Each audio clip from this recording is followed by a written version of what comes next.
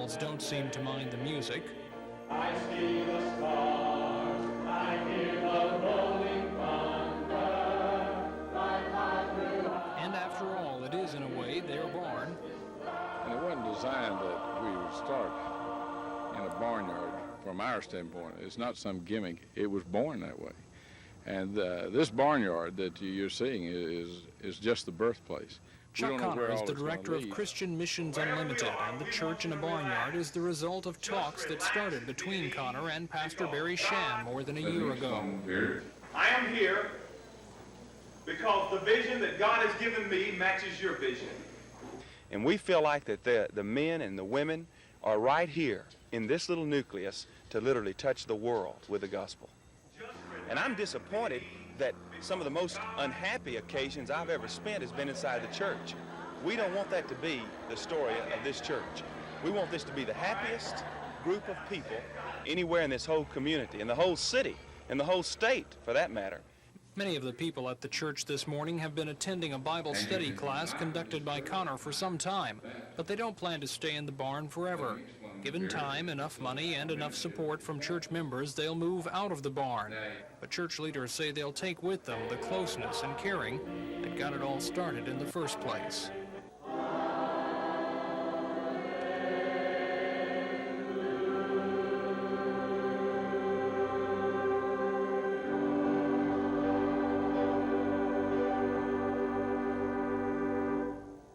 Tom Foreman, WSFA TV News. Barbara Mandrell got the golfers started. She helped each foursome tee off. Ms. Mandrell describes her swing as entertaining and colorful. Of course, she had some competition.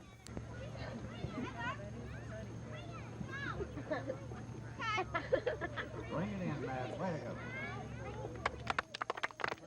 Golf tournament is strictly adult fun, especially at $350 to $1,500 a couple. But there was a Frisbee contest for the children, named for Miss Mandrell's 6-year-old daughter, Jamie. Are you doing good? What are you raising money for? Who's it for? Jamie knows what this weekend is all about, raising money for the Alabama Sheriff's Boys and Girls Ranches. Last year's benefit netted $240,000 for the ranches, but chairman of the board, John Jeffries, says they'll do well to net $175,000 this year. Jeffries says a bad economy may put a dent in their fundraising, but one thing won't change. 77 cents of every dollar that we gets to our boys and girls at the ranches. Now that is a figure because the only expenses we have are for housing and feeding the participants that come to us from all over the country. It will be a few days before organizers know just how much money was raised at the 1982 Barbara Mandrell benefit. Susan Silvernail, WSFA TV News.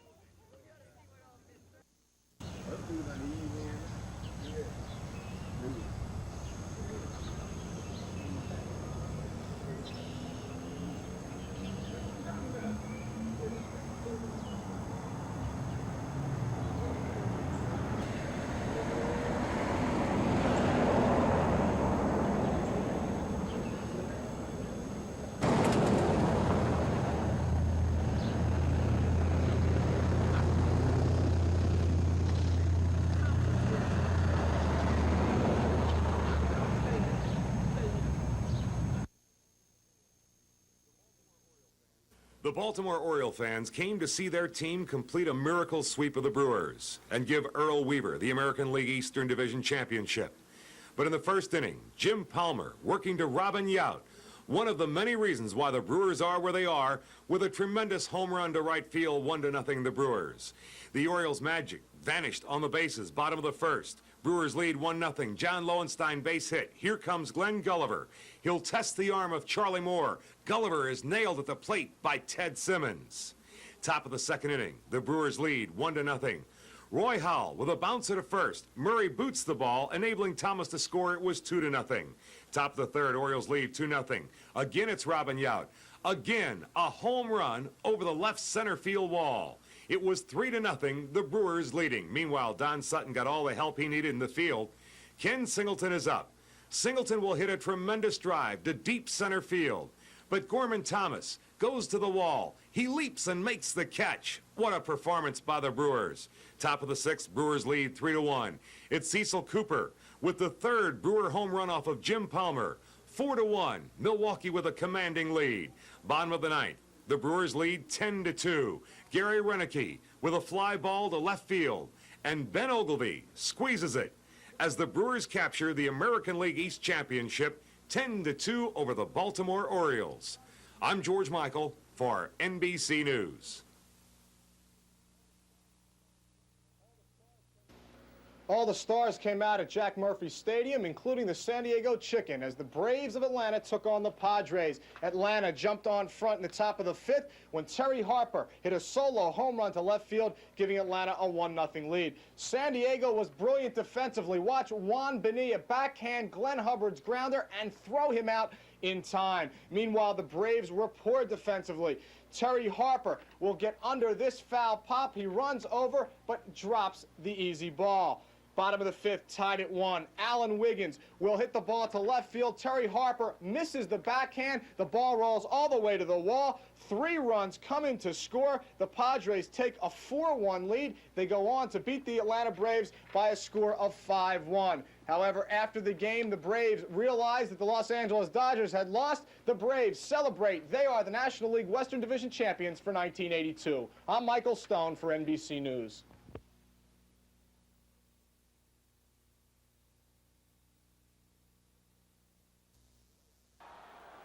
The way Alabama opened against Arkansas State, it looked like it might be a runaway.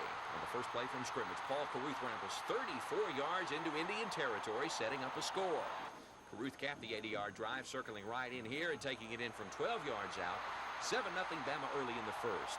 But State battled back to tie it. Clyde Dumas pours through to block this Malcolm Simmons punt. Bill Bowers scoops it up in the end zone.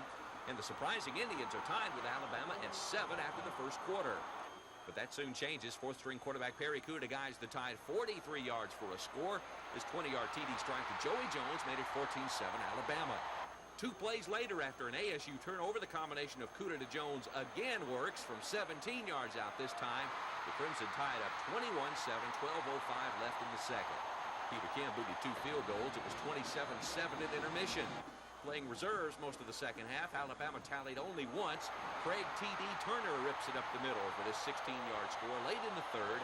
Alabama 34, Arkansas State 7. The Crimson Tide now braces for next Saturday's showdown in Birmingham with Penn State.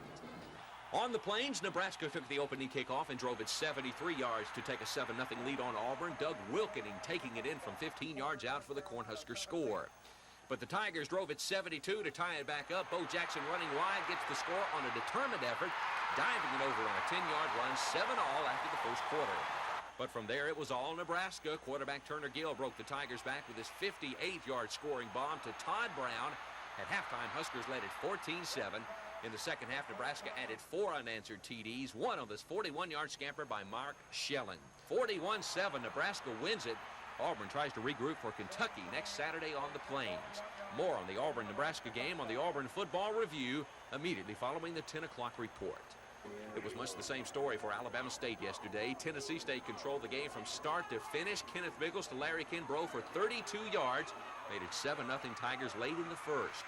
A Hornet turnover gave ASU a TD early in the second. Biggles to Ken Gardner from 8 yards out. 14-0 Tennessee State.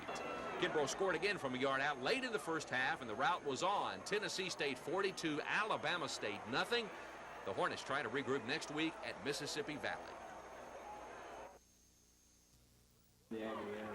Late in the first quarter, Tennessee State got their offense on track, driving 83 yards for a score. Quarterback Kenneth Biggles connects here with Larry Kimbrough, who breaks a tackle, gets a good block, and rambles 32 yards for a touchdown. 1:37 left in the first, 7-0 Tigers. On the next possession, Walter Shelley has the ball stripped from him as he goes through the line, giving it to TSU deep in Hornet territory at the 21. Biggles then goes to work. Here he hits Kenneth Gardner for an 8-yard touchdown pass. Early in the second, 14-0 Tennessee State. Midway through the second, the Tigers drive it 68 yards for their third touchdown. Biggles to tight end Barry Collins here gains 29 to the ASU 24. First and goal now inside the 10. Kimbrough makes a nice run, bulling it down inside the 1. The next play, the big fullback takes it in. 6:08 left in the half. It's 21-0 Tennessee State. That's where it stood at halftime. The Tigers added 3 more scores in the second half. They rolled to an easy 42-0 win over Bama State.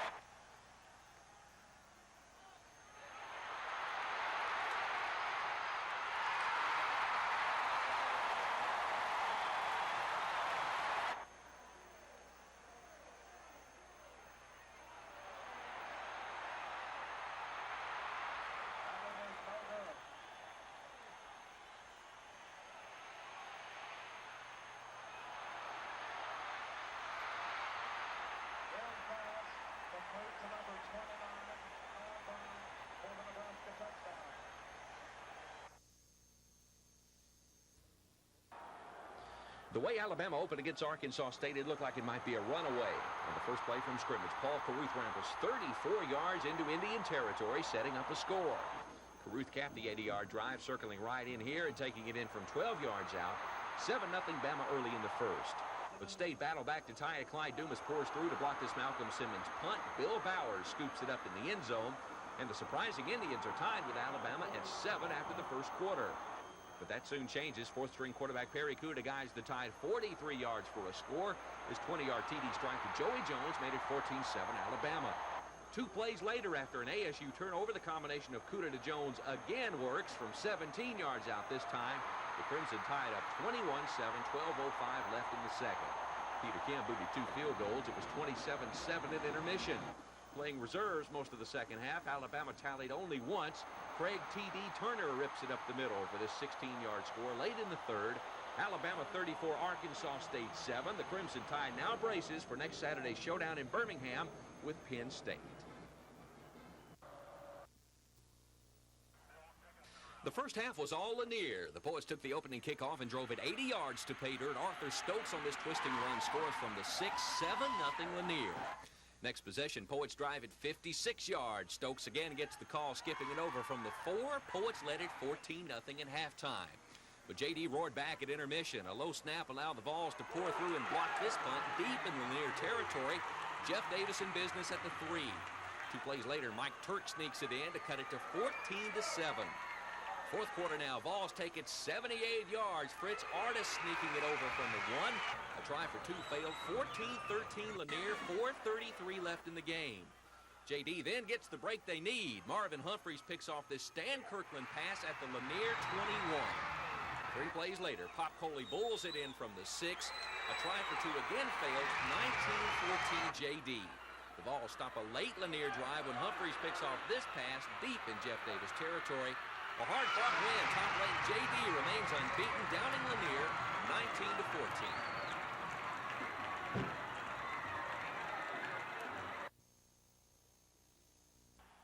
Nebraska scored on its first possession, driving 73 yards in 13 plays. Doug Wilkening going the final 15 for the score. An Auburn fumble gave Nebraska another early opportunity, but Mark Dorminey halted the Husker drive with this interception of a Turner-Gill pass. Auburn then went 72 yards, scoring on Bo Jackson's leap into the end zone. It was 7-7, and Auburn at this point looked like the better of the two. But an Al Del Greco field goal failed, and Nebraska came back quickly. A long bomb. Gill to split in Todd Brown, 14-7 at the half, Nebraska. In the second half, Nebraska adjusted its defense, completely shutting down Auburn's wide game. And in the fourth quarter, the rout was on. Nebraska scored 3 times, the most spectacular on this Art Schellen run. Nebraska improves its record to 3-1, losing only to Penn State. Auburn is also 3-1, suffering its first loss of the season. Phil Snow reporting from Auburn.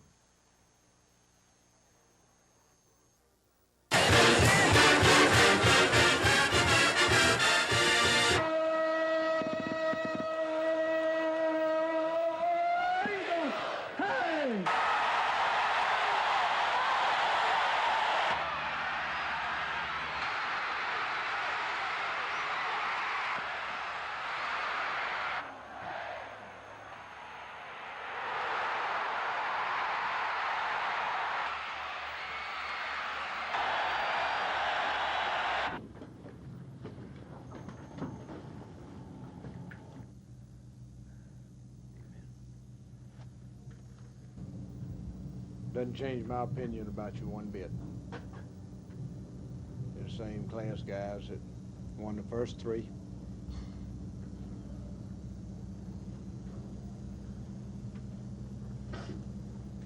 The thing you got to do now is put this one behind you. Forget about it. Because we got way over half of our schedule left yet to play.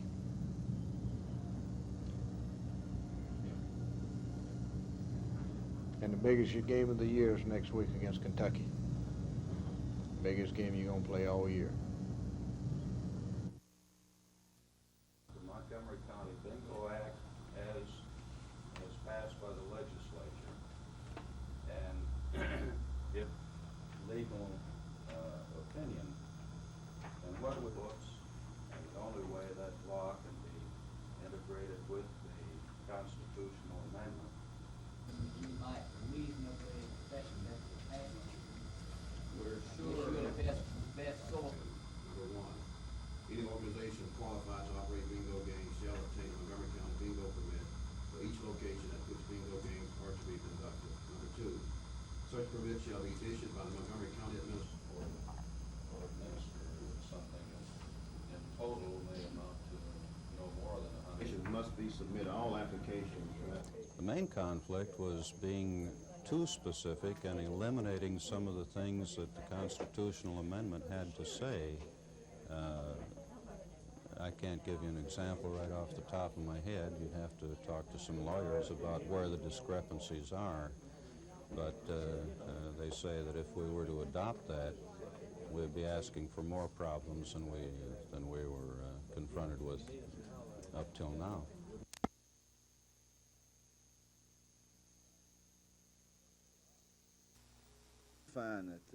Montgomery County District Attorney Jimmy Evans calls the plan disastrous and says some legal action may be taken to keep the courts open.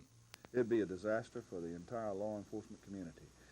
It'd be a disaster for the victims, and we're researching in our office, our Chief Deputy, Mr. Gillis, to see what legal action can be taken. Of course, we're exploring the possibilities of mandamus. Montgomery County Court Administrator Bob Merrill says it's uncertain whether any layoffs will occur in the ranks of court personnel 4 days from now. The simple suspension of jury trials, I don't believe would have any particular effect because we have, of course, a sufficient number of non-jury trials and non-jury matters that have to be taken care of anyway. As to whether or not there will be some layoffs of personnel at some point in the future, I just don't know at this time. Right now, Montgomery County Circuit Court has 300 criminal and 900 civil cases pending, and Merrill says if the trial delay lasts more than 2 months, there may be special jury terms to help catch up the backlog expected from the money-saving delay. This is Norman Lumpkin, WSFA TV News reporting.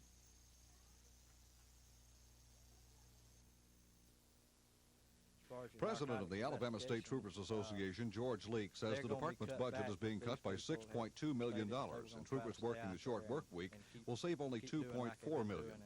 The other $3.8 million will be shaved from supplies, equipment, repairs, and a hiring freeze. In addition, Mr. Leake says there's a 25% cut in effect for mileage and gasoline. This, he says, will drastically affect the response time for a trooper dispatched to an auto accident. Well, in some cases in the rural areas, you will, the ambulances would like for the trooper or a police agency to notify them in case of an injury. And of course, our response time, if we're 10% farther away, this is going to affect the response on the ambulance also. Mr. Leake says the budget cut will also affect the troopers' ability to rid the highways of drunk drivers and will affect drug traffic in the state. Well, last year, for instance, we got 8,000 or approximately 8,000 drunks off the highways of Alabama. You cut that 10% on our patrolling ability and then 25% when we double up on cars, it could dramatically affect the amount of drunks on the highway.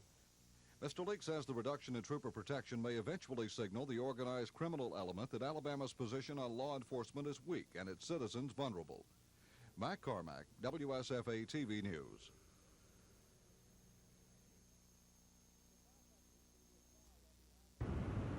The class action suit was filed on behalf of all blacks in the city of Montgomery, alleging that the new city redistricting plan diluted black voting strength in Council District 3. Redistricting was necessary following the 1980 census and annexation in the city. It was also the subject of several arguments during the summer of '81 between city officials as they tried to come up with a new plan. The city council eventually did reach an agreement on a revised version of Mayor Emery Falmer's plan, which was submitted by Councilman Luther Oliver. But the decision was not unanimous, and one of the councilmen who voted against the plan is now an intervenor in the suit against the city. Councilman Donald Watkins says diluting black voting strength is only part of the reason for the suit. There was some feeling that a March 1978 annexation agreement had been breached by the council members in that agreement called upon the council to support the redistricting plan that most nearly preserved the current racial makeup of the council. And a city representative says the plan was approved by the Justice Department, and now city officials will try to convince the court that the plan meets all the requirements of the law. If Mr. Watkins has his way, the court will force the city to go back and drop the current redistricting plan and reconsider some alternatives presented by District 3 Councilman Joe Reed and Council Chairman Willie Peak. Reporting from the federal courthouse, Tom Foreman, WSFA TV News.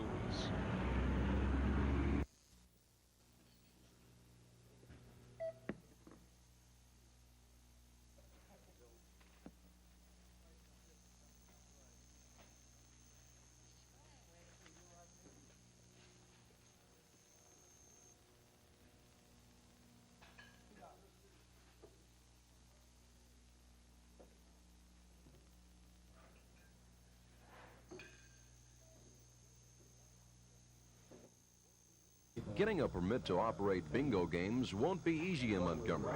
Charity organizations will have to pay a $100 fee for a license that will allow them to operate through the end of 1982.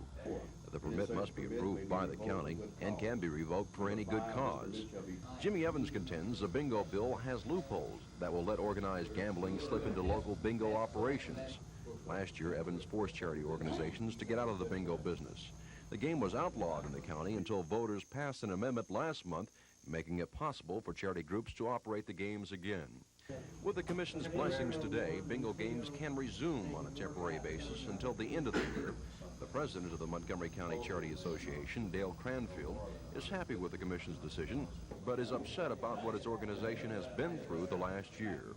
When you consider that we operated in Montgomery since 1932, playing bingo about every night of the week at one club or another with no problems, and then all of a sudden we're confronted with problems that I think are largely conjured up out of thin air. It really seems to me that now we have at least a law to operate under, where before there was no law. The Commission hopes the DA and Cranfield can work out a permanent plan for bingo permits by the first of the year. Don Phelps, WSFA TV News.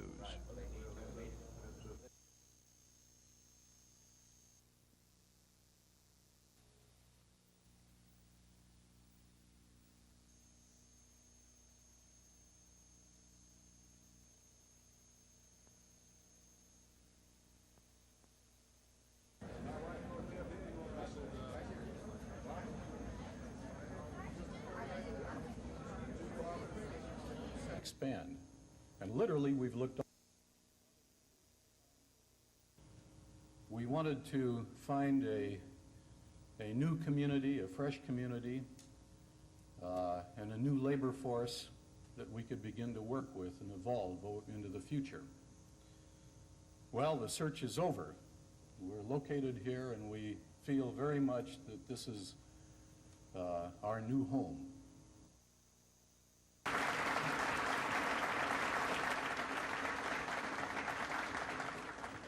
Well, thank you very, very much. Mayor, the City Council, Judge of Probate, County Commissioners, Chamber of Commerce, and to all you lovely, lovely ladies and gentlemen. In the medium, that could wait till next year, but you cut back on your law enforcement, I'm afraid you're going to hurt the citizens of Alabama.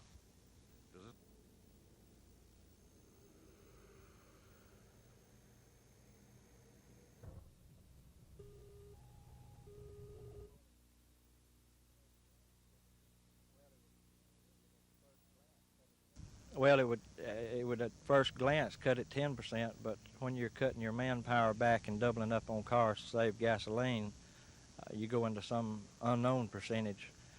And your troopers, when they arrive on the scene, usually they're the ones that call for an ambulance. So your ambulance response time could be seriously affected also.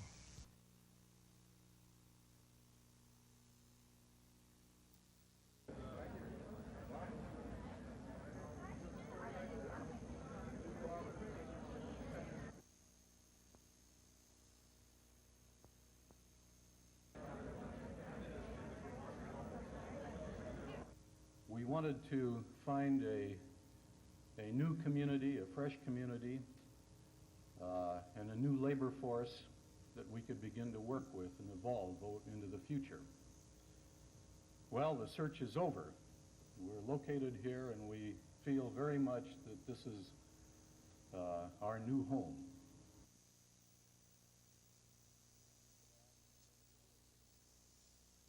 But I can't think of anything during my tenure that has been more significant to the economy, and I think this probably might be a trailblazer, and that we can interest other defense manufacturers, defense industry components, to look at this part of the country.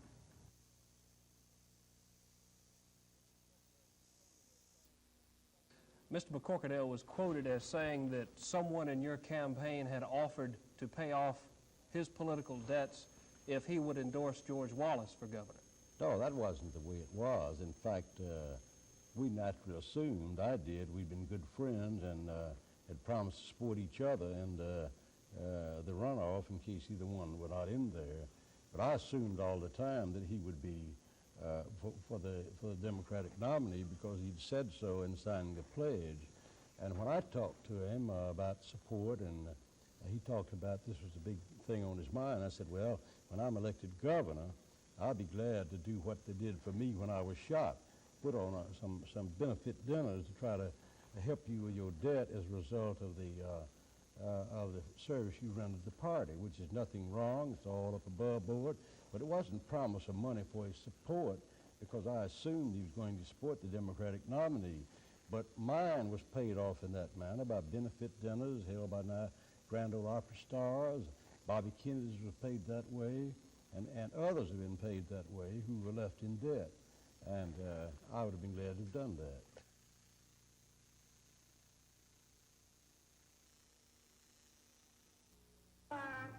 The redistricting of the city was cause for many hot debates between city officials during the summer of 1981.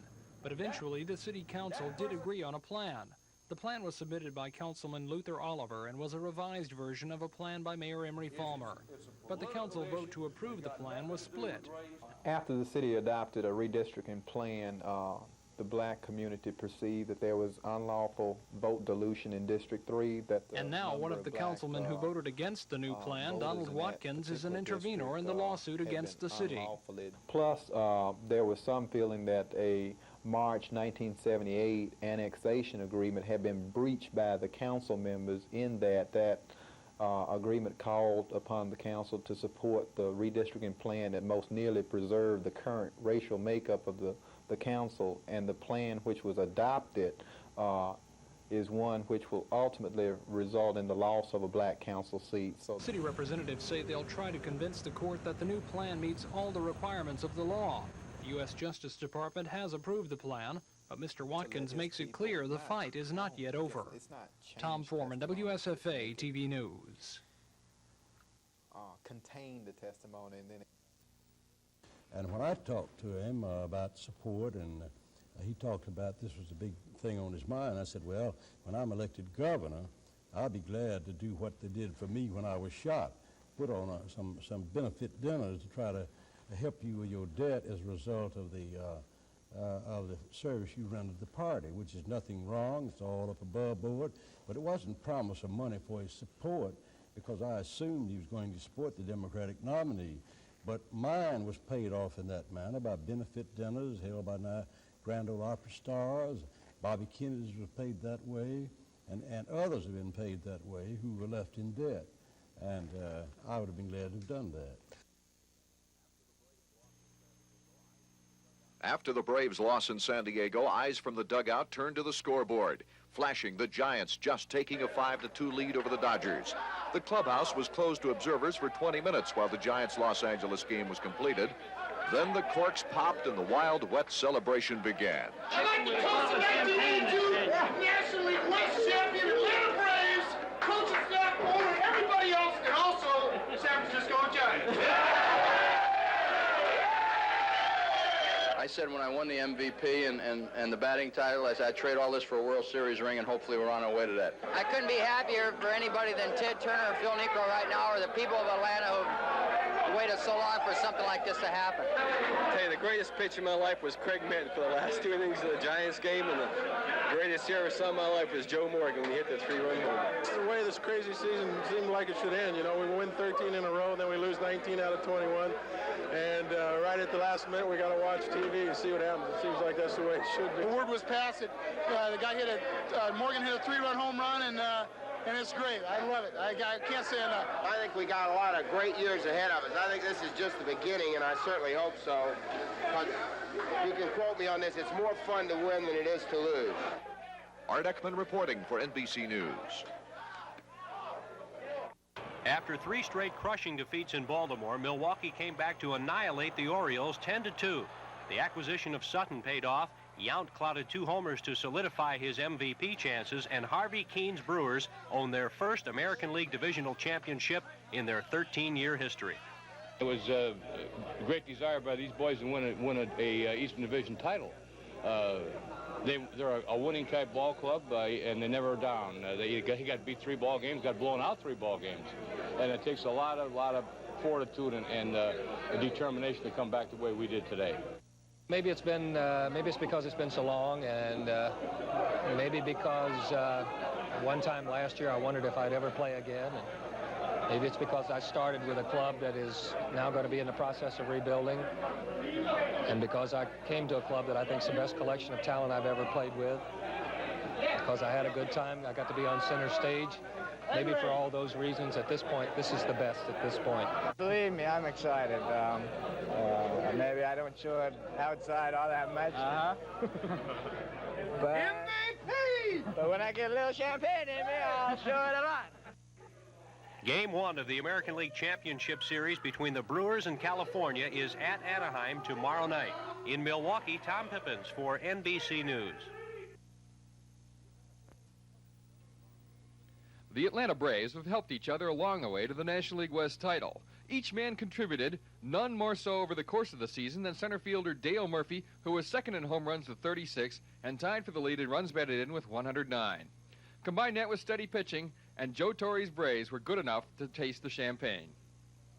The St. Louis Cardinals have had a week to prepare for the playoffs. The non-related Smiths, shortstop Ozzie, and left fielder Lonnie have helped lead the way for the Redbirds. But everyone on that team acknowledges that one man, Bruce Sutter, brought them there.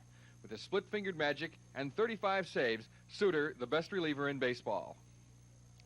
In the American League, the California Angels have an outstanding lineup filled with all-star caliber players. Rod Carew, Don Baylor, who hit 24 homers and was especially dominant down the stretch, and Reggie Jackson, who did everything he could to bring the flag to Anaheim, especially by tying for the American League home run title with 39. Pitching is Gene Mauch's biggest worry. The Milwaukee Brewers blasted 216 home runs, led by Gorman Thomas with 39 to tie Jackson. Cecil Cooper had 32, and Robin Yount, the likely most valuable player, hit 331, 29 homers, and drove home 114 runs. The Brewers won the title for manager Harvey Keene, who took charge in June and supplied the positive thinking and fun they needed. The American League Series should be a show of firepower. Earlier this year, work was done to restore ceilings, paint walls, and other badly needed repairs at the complex. But last spring, architect Pat Williams resigned due to health reasons, and he later filed for bankruptcy. The renovation project was then assigned to the local architect firm of Hill & Cole. At that time, the project was about 95% complete, and the expenses were running close to $2.5 million. But the project still isn't complete. Landscaping and exterior work needs to be done, according to John Knight. But now, Knight says the time limit has expired to finish the project. The number of calls I get with people looking for apartments, that we must insist that these contractors go ahead and complete this project. I think that the board has been patient. I think that we've given the contractors ample time to complete this project. They have not done so. As a matter of fact, you can look around out here today. You don't see anybody out here working. And I've been through here 2 or 3 weeks, and very few people out here doing anything. Knight says he's going to recommend that the board take legal action against local contractors Stallings and McCorvey. I'm to the point that I'm ready to recommend to the board that they declare this project in default and ask the bonding company to take over and go ahead and complete the project. When contacted today, J. Frank Stallings says the project is 99.9% complete. He says all that's left to be done is weather stripping on 2 buildings and says he's asked for final inspection of the apartments. Stallings says workers have been hampered by vandalism in some of the buildings. He says the renovation will be complete within the next 2 to 3 weeks. Kim Davis, WSFA TV News. Despite a full house in the city council chambers this afternoon, there were not enough council members to hold a meeting. Most of them were tied up in federal court on both sides of the redistricting suit. Mayor Fulmer was called to the stand when the trial started this morning. He stayed there almost all day. He was hit with a barrage of questions about city hiring practices as they relate to race and his own personal political alliances. The plaintiffs in the case say they're trying to show a pattern in city government, a pattern that shows the government is not very responsive to blacks' needs in the city. Defense lawyers spent their time today countering such charges, stressing the trouble Mr. Fulmer takes to be fair to blacks in the city. At one point, Mr. Fulmer was even asked by the plaintiffs if his political alliances are based on race. He says they are not. Defense lawyers are hoping what it will all lead up to is convincing the court that the percentage of black votes in City Council District 3 was illegally reduced, and that it was a violation of a 1978 agreement between the mayor's office and the council. The defense, however, says the city followed the letter of the law when they drew up the redistricting plan, and that there is nothing wrong with the plan. Plaintiffs are expected to call their final witnesses tomorrow. Reporting from the federal courthouse, Tom Foreman, WSFA TV News.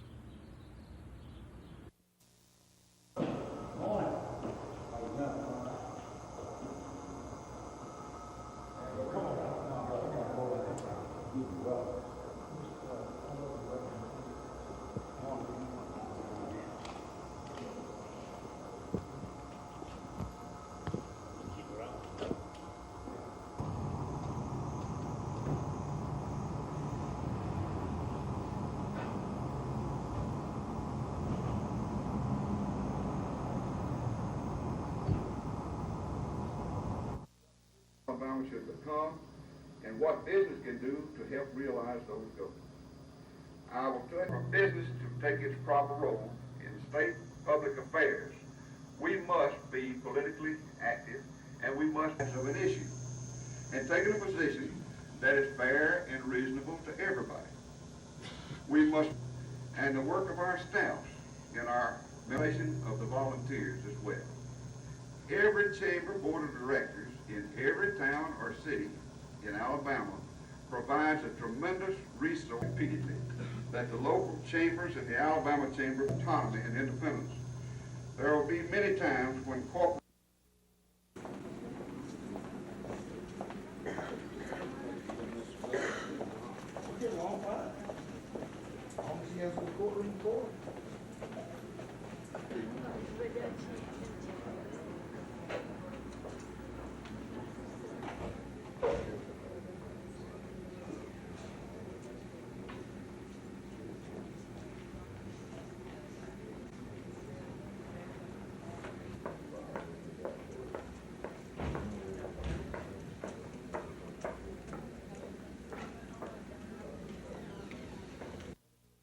invite not only the political leaders, but those leaders who are involved in economic matters, who are involved in religion, who are involved in urban development, or seeing fit to.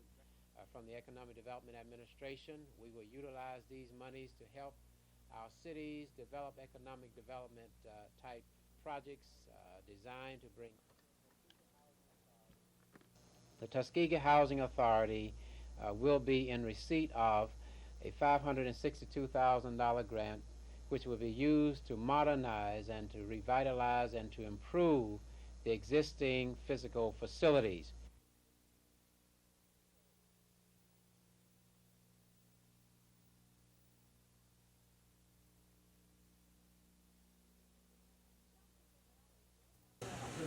South Central Bell is getting out of the phone leasing business. Beginning in January of 1984, customers will have to buy their telephones instead of renting them. This comes on the heels of a court-ordered divestiture by AT&T.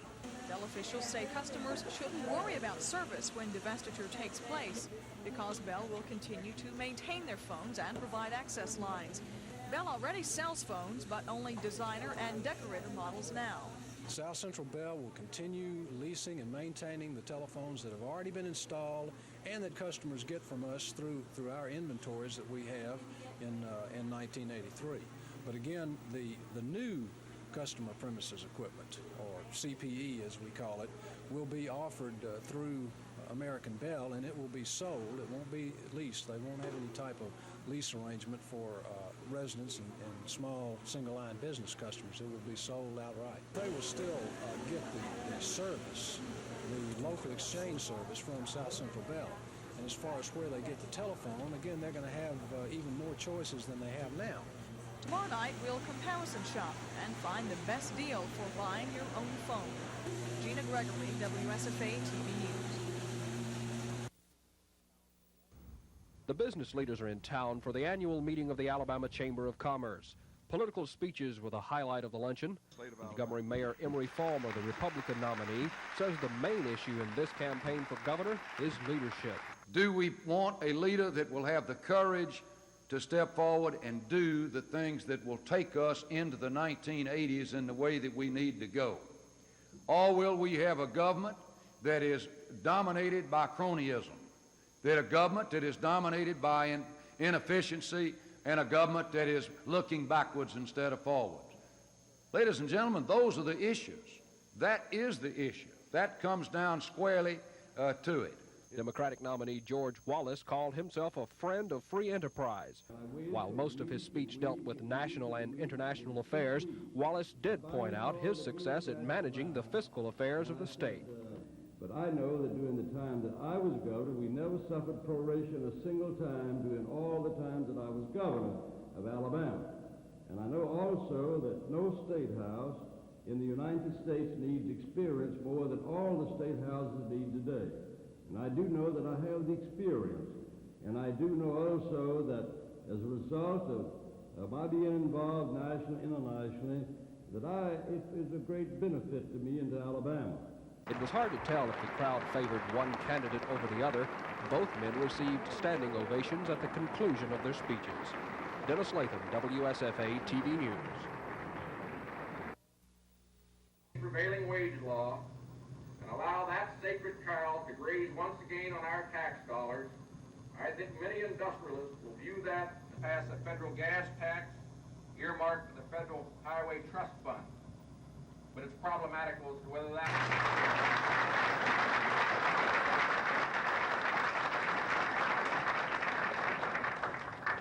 Thank you very much, Mr. Kennedy, for the very detailed, very informative, and interesting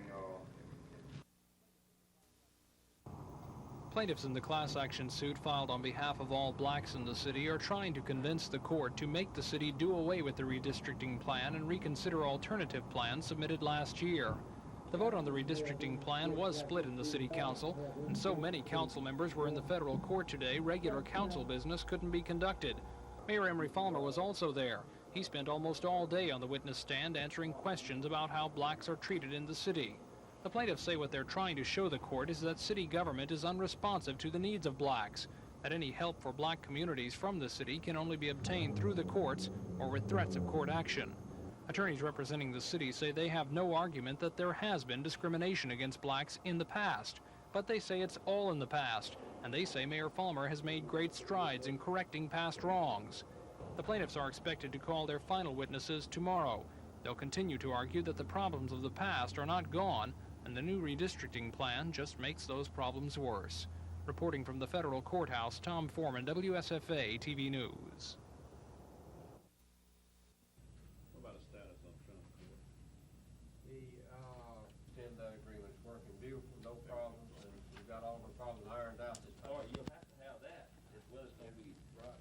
Yes, my other question is, that's a mighty big problem just for churches.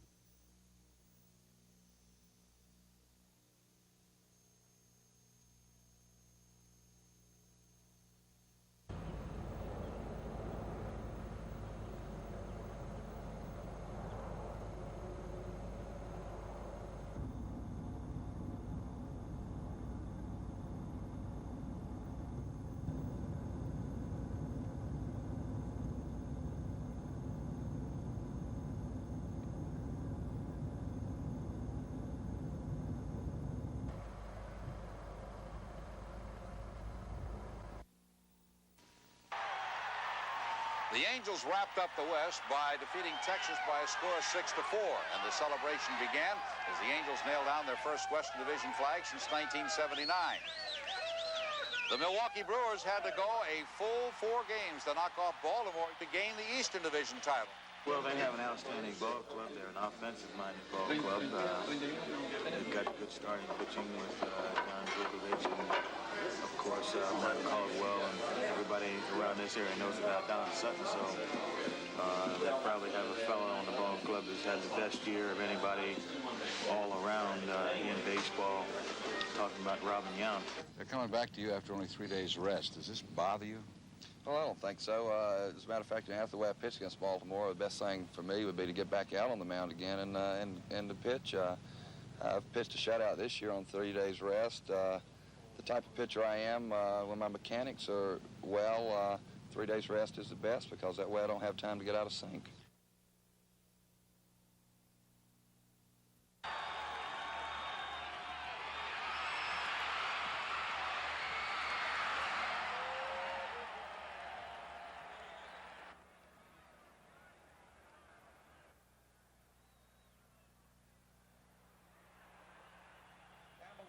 Well, Nebraska went in at halftime and made a few adjustments, and they came out and did some things to us that we weren't ready to handle. We had seen them in practice earlier that week, but we didn't go over them a whole lot. And physically, we were prepared for it, but mentally, we just couldn't handle it when they started using cross charges. And I know I had some misreads, and some of the backs had some missed blocks, and that's about all you can say about it. You know, the offensive line played real well. They all graded out winners, and the quarterbacks and backs didn't play as well as they should have played.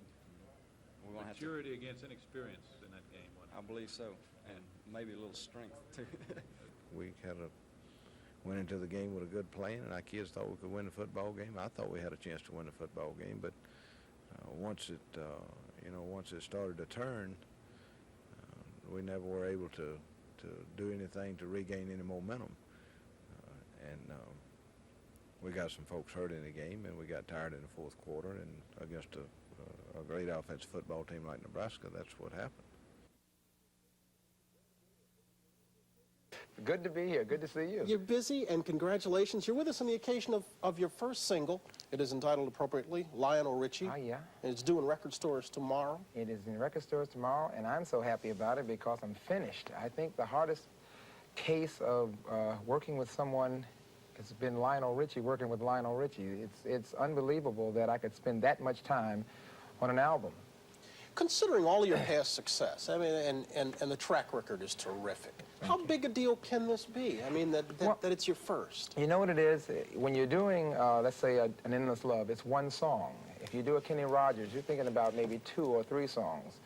When you think about Lionel Richie, I Go Back, I have about 185 to 190 songs written. Now, try to pick 9 songs out of 185 songs. I spent a month going through saying, well, I want this one, I don't want this one. Then I narrowed it down. I told Motown, I said, we're getting close now. Now I have to pick from 60. Yeah, you could have made a double album. I could have made a double album, you know. You know, if people look on this closely enough, they find some interesting collaborators on some various things. I've got some good people there. Okay, what's Kenny Rogers doing on it? Well, I could not do an album or a country song on this album without the help of Kenny. Kenny actually wanted to get involved with this album on any level, and I love him about that because of the fact that he said I helped him on his, and he said, why not let me help you on yours? And he did just that. He came in with the 2 other guys from the first edition that he used to play with, Ken Vassey and Terry Williams, and they set up all afternoon, singing background vocals, and Kenny slid over on the lead part with me at the hook. Give me a little bit of what you do with Kenny. See, Kenny is, you caught me off guard. I've been through so many changes in my life, woman. It's a wonder I ain't lost my mind. You'd have a tougher time explaining to me what Jimmy Connors is doing on this album. Well, now, that was the one that killed everything. I have to tell you, I told Jimmy, rock and roll will never be the same after he comes on this album. He did a wonderful thing. He invited me because I'm a tennis fanatic. I love to play. The problem is with rock and roll, you don't get a chance to play as often as you like. He invited me to come out to watch him play a match with Borg, which was the highlight of any tennis player's, hacker's career. Sure. And I went out, and to invite him back, I said, listen, I'm doing an album. Why don't you come by and watch me record? And he was going, gee. He'd love to, right? Sure. So I found out that every tennis player wants to be a rock and roll singer, and every rock and roll singer wants to be a tennis player. Would I catch you off guard if I asked you to play a little bit of what you did with Jimmy? I can't play it because the idea, this is one that I hummed. So I got to tell you how I write things. I can play half of the things that I write, and the other half I hum on a tape recorder. Now that you're catching me off guard. Really? Yeah, that's another secret of mine. I can walk in and tell guys what to play. And in the case of Tell Me, which is the song that Jimmy's singing on, it was just one of those hummed out songs.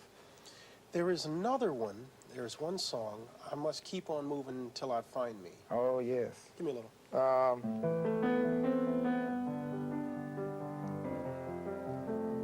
It goes, I am a wandering stranger, lost and all alone. I am 1,000,000 miles away. I know you're waiting for me to come home again, but I am searching for an answer. Please try to understand. There's a lot of you in there, and which reminds me of something that I read about this, that you said this is not diluted in any way. No, that's, in fact, that song you happen to touch on was actually the song on this album that pretty much summed up where I was on the inside of myself in terms of Lionel Richie. You know, a lot has happened. A lot of people say to me, geez, Lionel, you worked over all these years, but it's not a lot of years. It's only 9 or 10 years professionally in this business. And when people start saying to me, you know, between the award shows and Diana Ross and Kenny Rogers and the Commodores and my God, you've done, it's only been a short period of time. But a successful And you're constantly searching for, well, where am I going? Because I thought surely back at Easy and 3 Times a Lady, that was truly the epitome of where you could go with this. And to come out with a lady and Easy's, I mean, excuse me, Endless Loves and stuff, it's just unbelievable. Wherever you're going, you keep on finding success. Congratulations. Good luck. Thank you. I'll with the need first single. And thanks for being with us Congratulations again. to you, too. I'm very proud of you. Thank you, my friend. That's great. Much appreciated. We'll be back.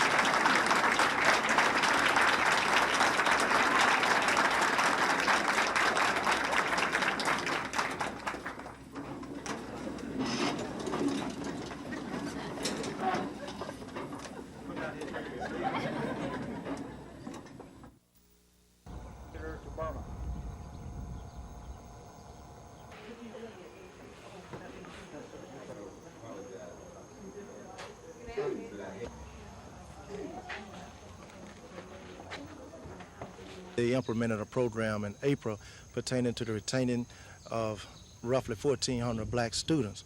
and we're saying that this is not right. They should be given ample time to adjust themselves rather than throw something down their throats within 2 or 3 months. What about the demonstrators? Will you have them removed? We're going to devote our energy to teaching the young people to read and write, and we're operating the system with that in mind. Soon, South Central Bell will be going out of the phone leasing business, and buying a telephone may be the only recourse for consumers. Of course, it's possible to own a phone now, and there are many suppliers ready to sell you a telephone with all the attachments you might need. But before you buy, shop around for the best price. Check to see if the store sells the phones in the colors you want, and most importantly, find out who the manufacturer is and what kind of warranty the telephone has.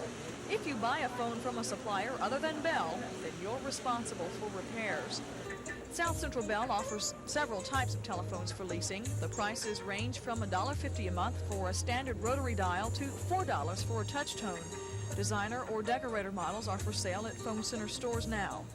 Several department, discount, and electronic stores sell telephones. Most have the standard rotary dial type, along with touch tone, trim line, and designer styles. The prices range from $18 for the standard rotary dial to $39.95, and prices for touch tone phones range from $35 to $59.95. Prices for designer phones are more expensive. The Consumer Protection Division of the Attorney General's Office urges all consumers to shop wisely. And before you take your phone out of the store, make sure the Federal Communications registration number is stamped on the underside. Compare the cost of owning a phone to renting. You may be able to save money in the long run. Gina Gregory, WSFA TV News.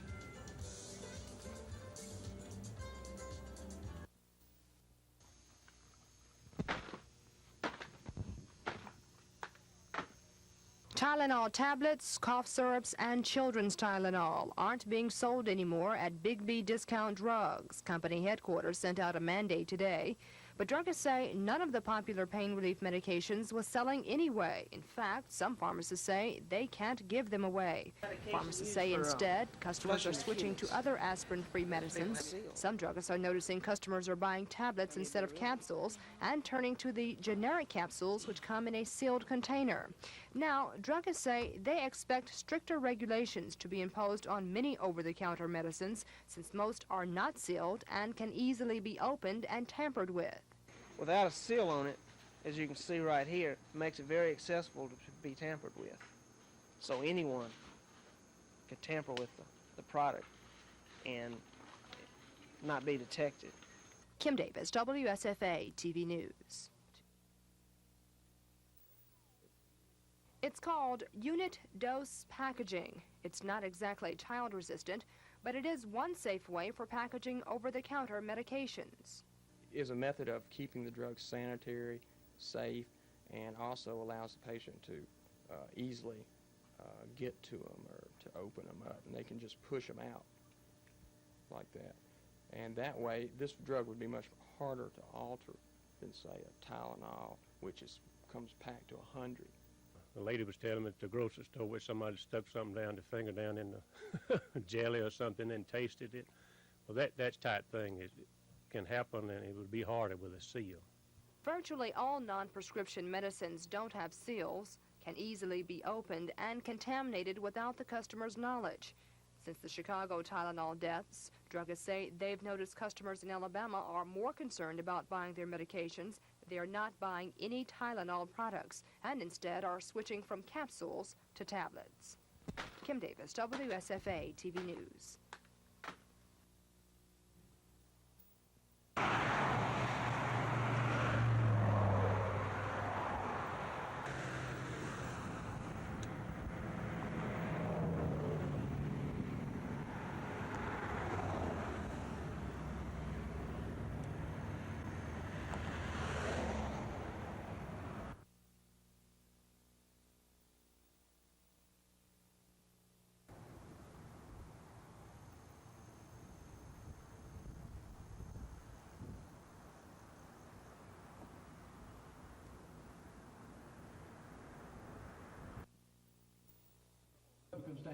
Several hundred Democratic office holders and office seekers clustered around former Governor George Wallace today, trying to enhance a new image, an image that they call the Democratic family.